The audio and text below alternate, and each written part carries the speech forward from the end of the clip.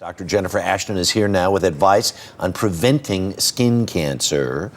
Especially now, spring break coming up. Right. A lot of people heading to tanning salons because they want a little pre-tan or something like that. Is there such a thing as a safe tan? If you ask the dermatologist, Harry, the answer is an unequivocal no. We have to understand that every time our skin gets dark, it is reflecting on the cellular level damage that potentially can lead to carcinogenic changes and resulting in skin cancer. So it's caution, caution, caution, That's caution. right. Proceed at your own risk. Exactly right. Let us talk a little bit about things people need to be mindful of in terms of skin cancer, because it can pop up almost overnight. That's correct. And we have to really emphasize people should get formal skin checks by a dermatologist over their entire body yearly.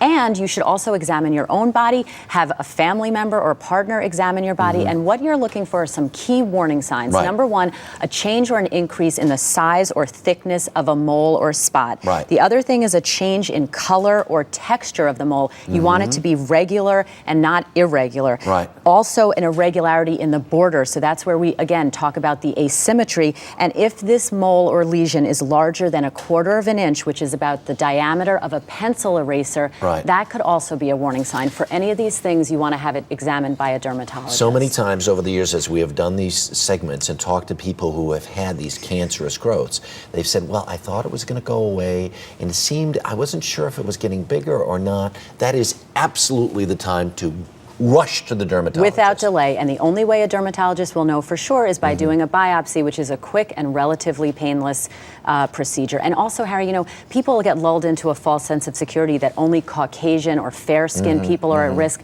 Not true. African Americans, Latinos, even though they are much lower incidence of melanoma, it can actually be more deadly, and they do get it. So this really applies to everyone. All right, how much sunscreen should we use if we are going to expose ourselves? More than you think you're using. In a tanning manner? Okay, first of all, you want to apply the sunscreen with a high SPF. I recommend well over the number 30, about 15 to 30 minutes before you go outside. The amount is actually before you go outside. Before, and it needs to absorb into your skin. Otherwise, if you put it out while you're on the beach or while you're in the tanning bed, it's too late. You lose that much time. That's correct. And this is the amount for one application. It's about the amount in a shot glass. So you should be going through a bottle pretty fast. Really fast. How interesting. All right.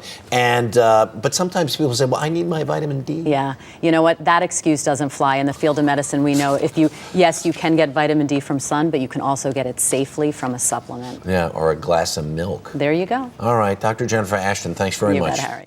A lot happens early on The Early Show, weekday mornings on CBS.